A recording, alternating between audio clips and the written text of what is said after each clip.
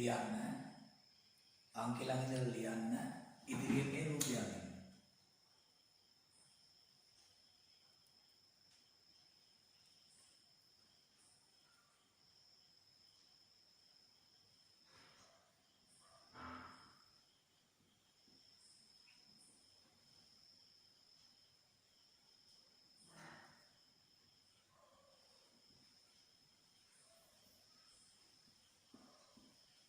මේ අක්ෂය නම් කරලා තියෙනවා පළමු ගැනීම, මේ අක්ෂය නම් කරලා තියෙනවා දෙවන ගැනීම කියලා. මේ අක්ෂය මත සටහන් කරලා තියෙනවා B1 B2 B3 W1 W2 මේ අක්ෂය මත සටහන් කරලා තියෙනවා B1 B2 B3 W1 W2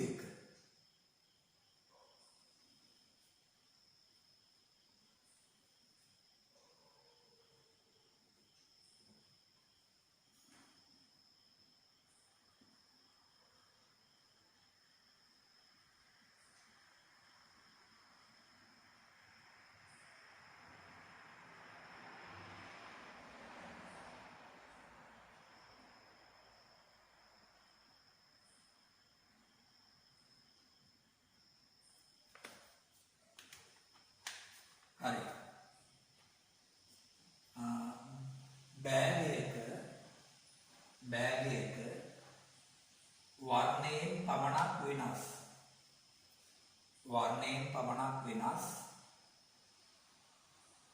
කළු වර්ණ බෝල 3ක්ද? සුදු වර්ණ බෝල 2ක්ද? ඇත. අහඹු ලෙස බෝලයක් ඉවතටගෙන එහි වර්ණය සටහන් කර නැවත එය බෑගයට දමා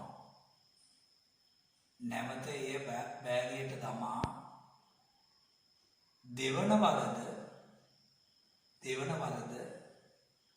බෝලයක් ඉවතට ගනි.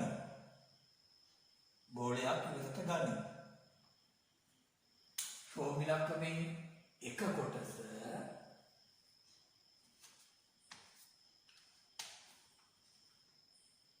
ඉහත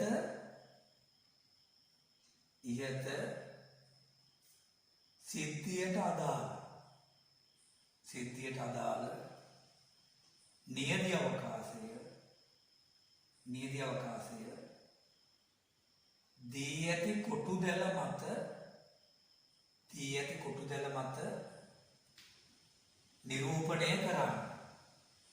නිරූපණය කරන්න. ශෝමිලක්කමෙන් දෙක අර්ථය කියන්න. පළමුව කළු බෝලයක්ද දෙවනුව සුදු බෝලයක්ද ලැබීමේ සම්භාවිතාව සොයන්න. ඒකට උත්තර ලියන්න ඉඩ තියලා ශෝමිලක්කමෙන් 3 දාන්න.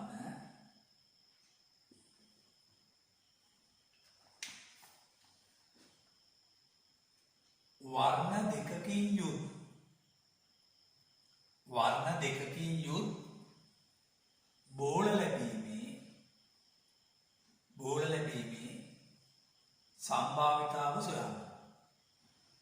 සම්භාවිතාව සොයන්න. ඒකට උත්තර ලියන්න ඉඩ තියලා ශෝමිලක්කමෙන් 4 යොදන්න.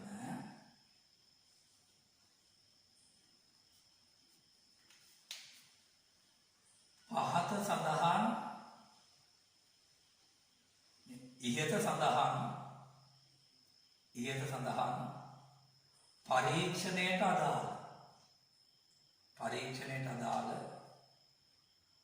පහළ දැක්වෙන රුක් සටහන සම්පූර්ණ කරන්න. දැන් මේ රුක් සටහනේ පළමු ගැනීම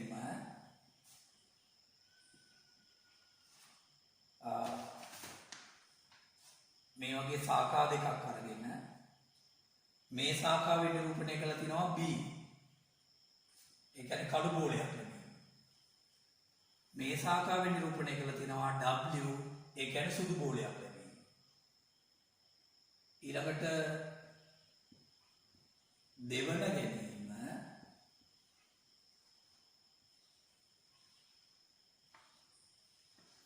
මේක B කළු බෝලයක් ලැබීම, මේක W සුදු බෝලයක් ලැබීම.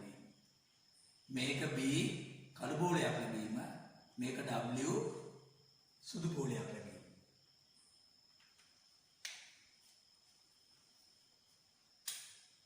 ශ්‍රෝමිලක්කමෙන් 5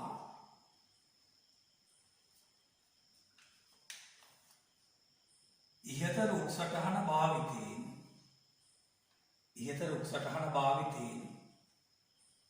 අවස්ථා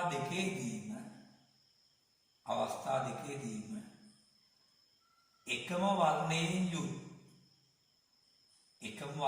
යුත් බෝල ලැබීමේ සම්භාවිතාව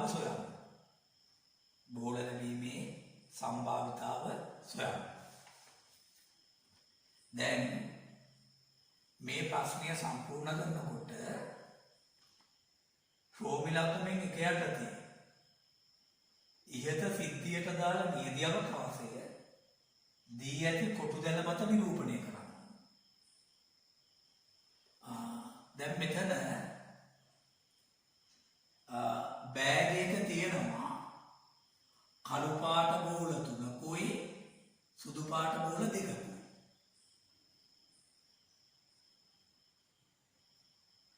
අහමු ලෙස මේකෙන් බෝලයක් ඉවතටගෙන එහි වර්ණය සටහන් කර නැවත ඒ බෑගයට ගමනවා. දෙවන වරද බෝලයක් ඉවතට ගන්න. එතකොට ලැබෙන්න පුළුවන් ප්‍රතිඵල ටික මේ කොටු දැලේ නිරූපණය කරන්න මෙහෙමයි.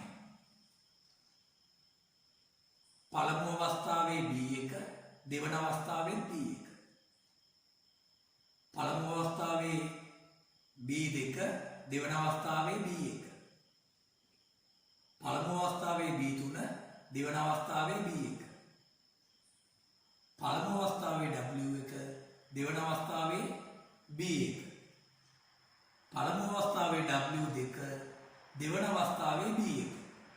ඔය විදිහට මේ සෑම ප්‍රතිඵලයක්ම අපිට කියවන්න පුළුවන්.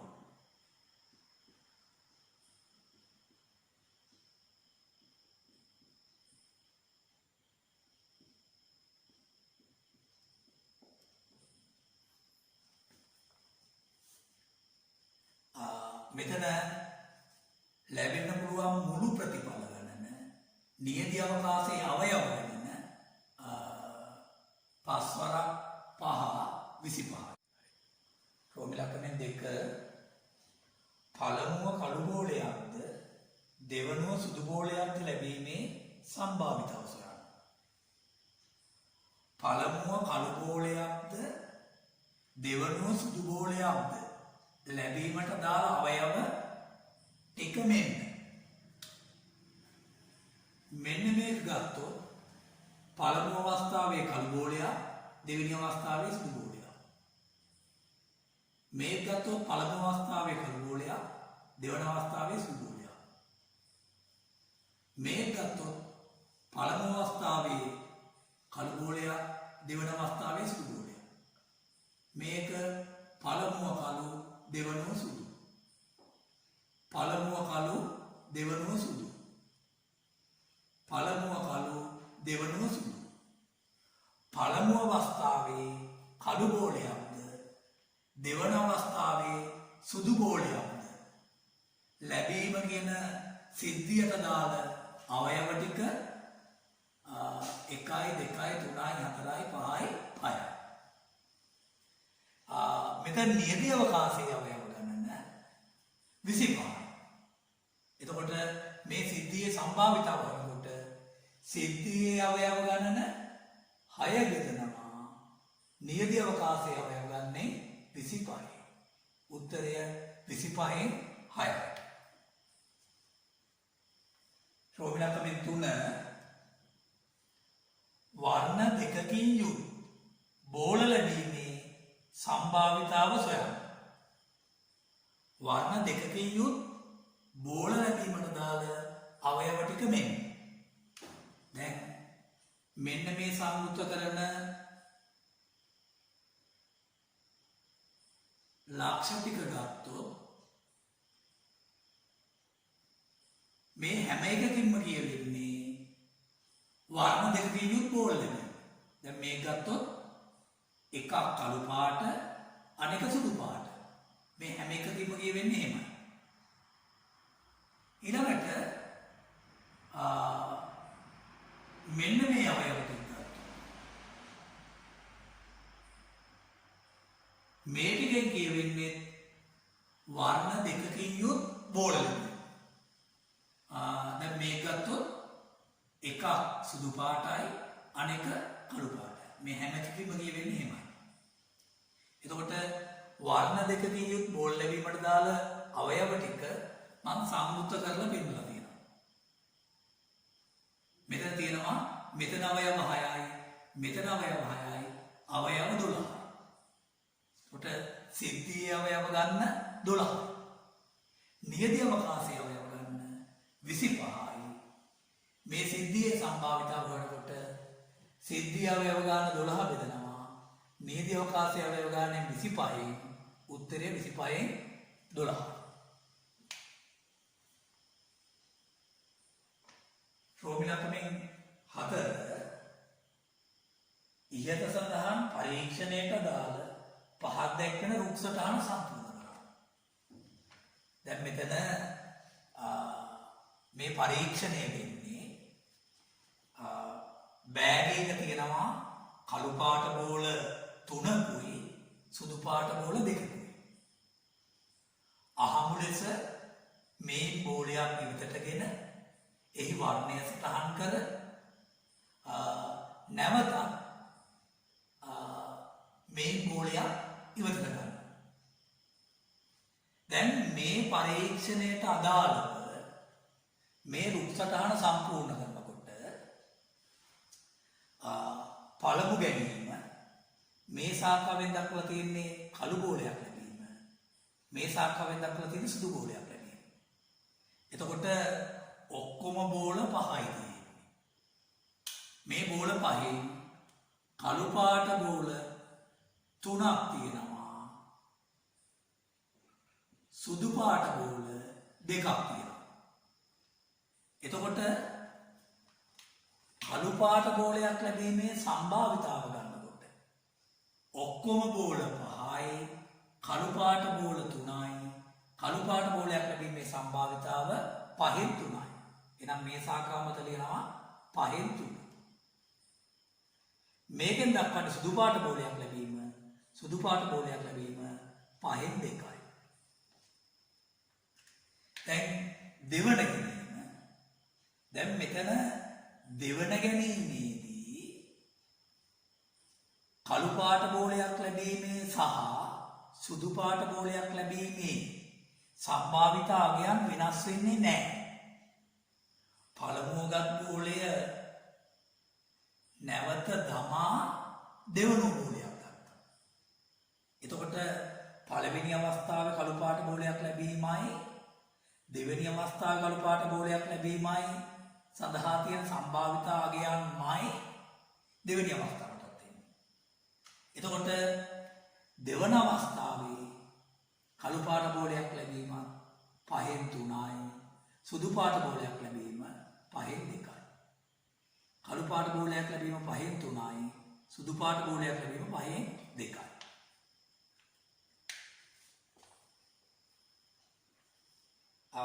ශ්‍රෝමිලකමෙන් 5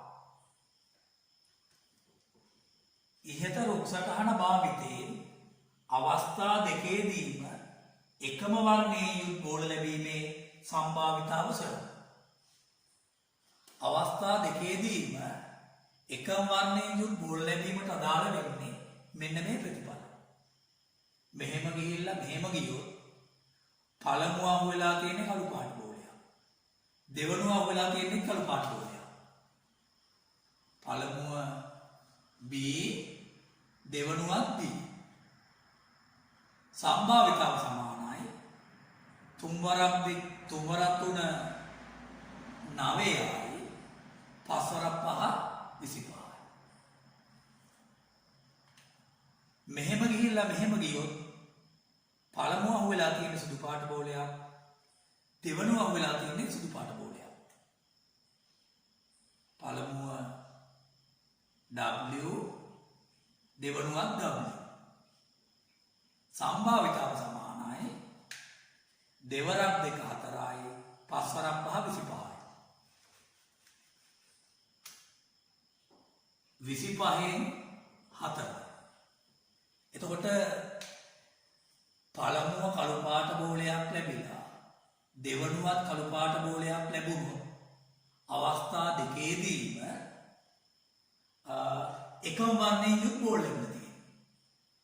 පළමුව සුදු පාට බෝලයක් ලැබිලා දෙවනුවත් සුදු පාට බෝලයක් ලැබුණොත් අවස්ථා දෙකේදීම එකම වර්ණයෙන් යුත් බෝල ලැබෙනවා. එහෙනම් අවස්ථා දෙකේදීම එකම වර්ණයෙන් යුත් බෝල ලැබීමේ සම්භාවිතාව සලකුවට මේ සම්භාවිතාවයයි මේ සම්භාවිතාවයයි එකතු කරනවා. 25න් 9 එකතු කිරීම 25න් 4යි. එතකොට ලැබෙනවා 25න් 14යි.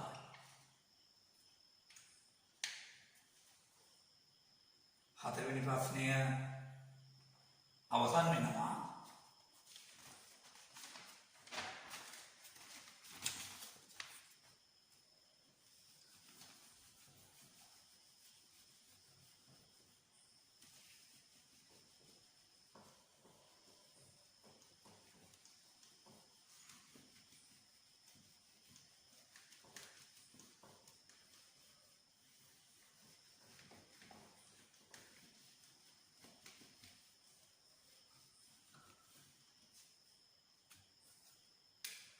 පස්වෙනි ප්‍රශ්නය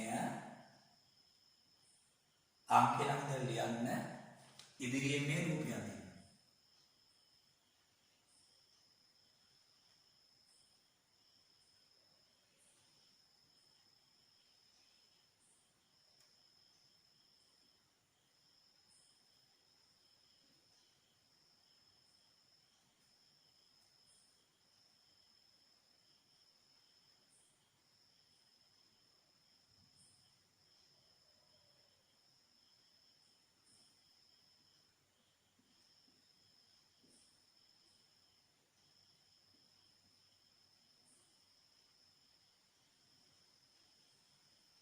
මෙතන A,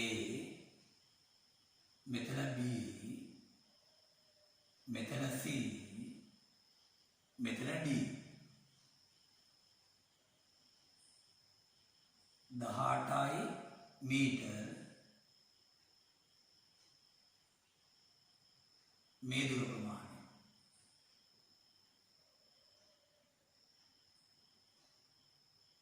දොළහයි මීටර් මේ දුර ප්‍රමාණය. ලියන්න එක්තරා බිම් කොටසක් සකස් කර ඇති ආකාරය රූපයේ දැක්වේ.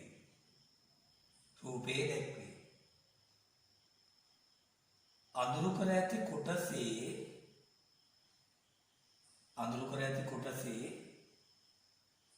තනකොළ වවා ඇති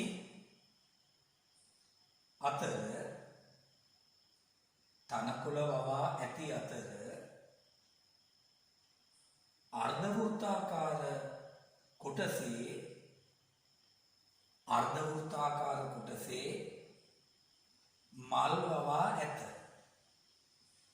මල් වවා ඇත. අනෙක් කොටසේ වැලි අතුරා ඇත. වැලි අතුරා ඇත. තනකොළ වවා ඇති කොටස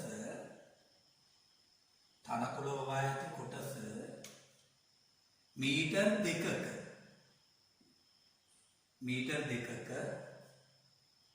ඒකාකාර පළලකින් යුක්තය. ඒකාකාර පළලකින් යුක්තය.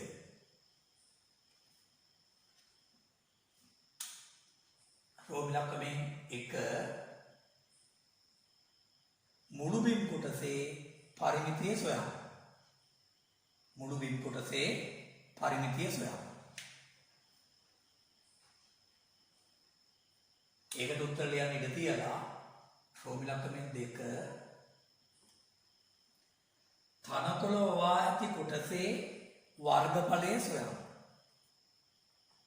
තනකොළ වවා ඇති කොටසේ වර්ගඵලය සොයන්න. ඒකට උත්තර ලියන්න ඉඩ තියලා රෝමිලක්කමෙන් 3 අර්ධ වෘත්තාකාර කොටසේ වර්ගඵලය සොයන්න. අර්ධ වෘත්තාකාර කොටසේ වර්ගඵලය සොයන්න. ඒකට උත්තර ලියන්න ඉඩ තියලා රෝමිලක්කමෙන් 4 මෙම බිම් කොටසේ වර්ගඵලය වෙනස් නොවනසේ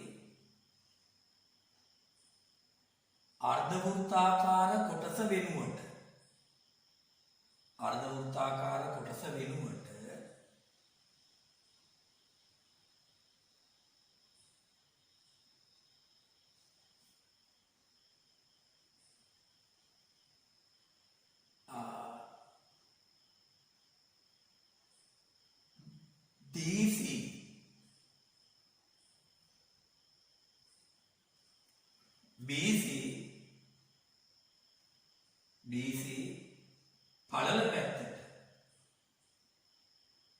BC පළල පැත්තට ඍජුකෝණී ත්‍රිකෝණාකාර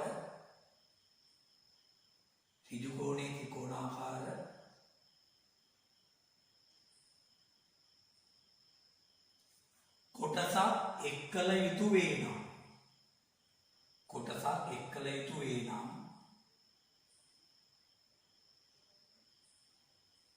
එය කළ යුතු ආකාරය මිනුම්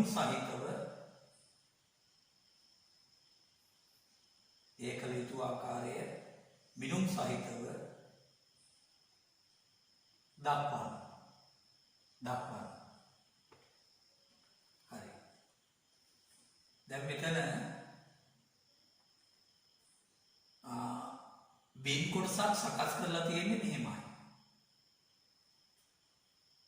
අඳුරු කරලා තියෙන කොටසේ තනකොළ වල තියෙනවා. අර්ධ වෘත්තාකාර කොටසේ මල් වල තියෙනවා. ඉතිරි කොටසේ වැලි අතුරලා තියෙනවා. දැන් මේ දිග මීටර් 18යි. මේ දිග මීටර් 12යි.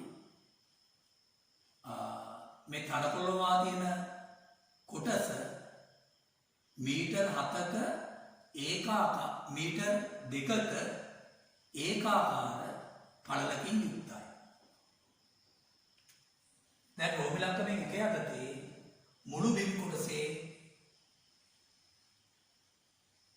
පරිමිතිය සොයන්න. මුළු බිම් කොටසේ පරිමිතිය හොයන්නේ මෙහෙමයි. මේ දුර ප්‍රමාණයයි මේ දුර ප්‍රමාණයයි මේ දුර ප්‍රමාණය අර්ධ වෘත්තයේ ඡාප කොටස. ඔය ටික එකතු කරන්න. දැන්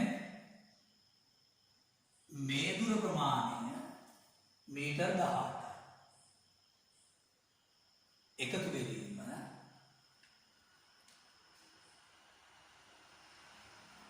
මෙන්න මේ දුර ප්‍රමාණය මීටර් 2යි. එකතු වෙලීම මේ දුර ප්‍රමාණය මෙතන මෙතෙන්ට 12යි මෙතන මෙතෙන්ට 2යි 14යි. එතකොට මේකත් 14 එකතු වෙලීම මේ දුර ප්‍රමාණය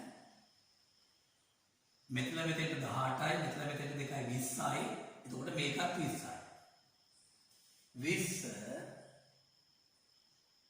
එකතු වෙලීම මෙන්න මේ අර්ධ වෘත්තයේ ඡාප කොටසේ දිග.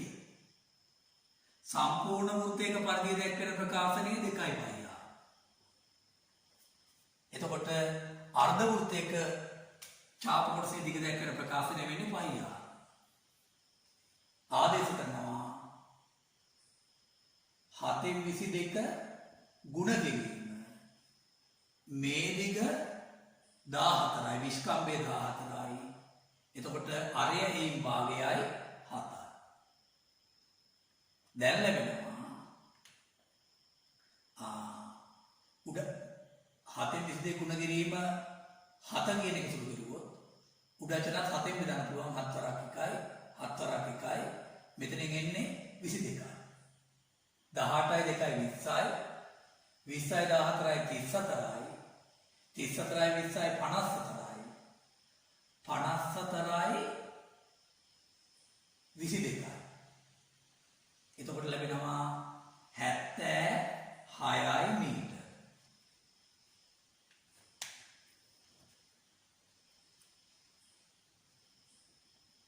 ෆෝමියුලා කමෙන්ට් 2 තනකොළව වායත කොටසේ වර්ගඵලය සොයන්න. තනකොළව වල තියෙන කොටස වෙන්නේ මේ අඳුරු කොටලා තියෙන කොටස. මේ අඳුරු කොටලා තියෙන කොටසේ වර්ගඵලය සොයන්න. දැන් මෙතන අඳුරු කොටලා තියෙන කොටසේ වර්ගඵලය ලබා ගන්න පුළුවන් මේ විදිහට මේ විශාල ඍජුකෝණාශ්‍රයේ වර්ගඵලය මේ කුඩා ඍජුකෝණාශ්‍රයේ වර්ගඵලය අඩු කරන්න.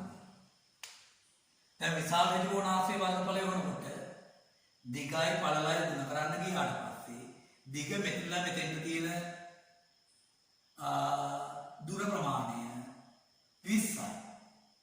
පළල මේ දුර ප්‍රමාණය 14යි.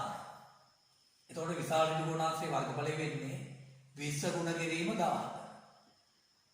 ඒකෙන් අඩු කරනවා මේ කුඩා ඍජුකෝණාශ්‍රයේ වර්ගඵලය දිග වෙන්නේ මෙතන මෙතෙන්ට තියෙන දුර 18යි. පළල වෙන්නේ මෙතනලා මෙතෙන්ට තියෙන දුර 12යි.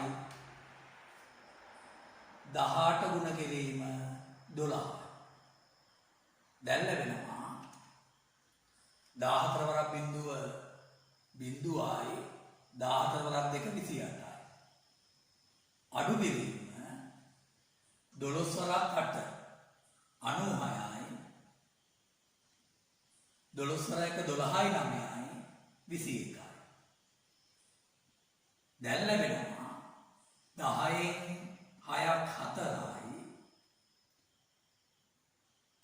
7න් එකක් 6යි.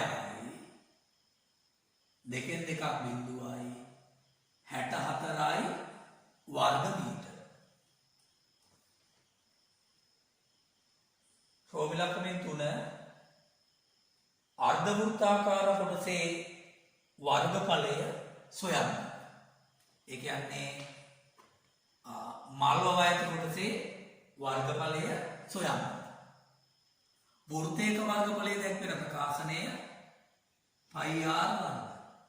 එතන අර්ධ වෘත්තයක වර්ගඵලය වුණොත් πr වර්ග ගුණ කරනවා 2 නැත්නම් πr වර්ග බෙදනවා 2. දැන් මේක මතක් කරගෙන තොරතුරු ආදේශ කරනවා. 7/22 ගුණ කිරීම r වර්ග. මේකේ විස්කම්භය 14යි අරය 7යි. r වර්ග නිසා 7 ගුණ කිරීම 7. ගුණ කිරීම දෙකෙන් එක. ඔන්න අර්ධ වෘත්තයක වර්ගඵලය දැක්වෙන ප්‍රකාශනය මතක් කරගෙන තොරතුරු ආදේශ කරනවා. දැන් 7ට 7 වා 1යි 4ට 7 වා 1යි ලවයතරයක් බෙදුවා 7. 2ට 2 වා 1යි 22 දෙවරක් 11යි ලවයතරයක් බෙදුවා 2. එතකොට 11 වරක් 7 77යි 77යි වර්ග මීටර. ශෝභිලක්ෂණයෙන් 4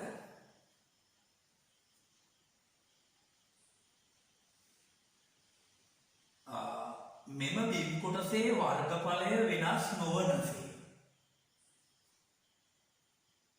අර්ධ වෘත්තාකාර කොටස වෙනුවට BC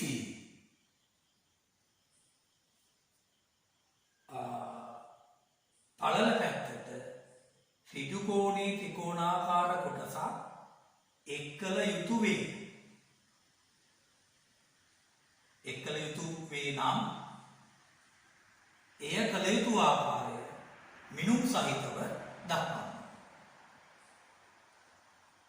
මේ බිම් කොටසේ වර්ගඵලය වෙනස් නොවන විදිහට මේ අර්ධ වෘත්තාකාර කොටස වෙනුවට මේ BC පල්ල පැත්තට ඍජු කෝණික ත්‍රිකෝණාකාර කොටසක් එකතු කරන්න.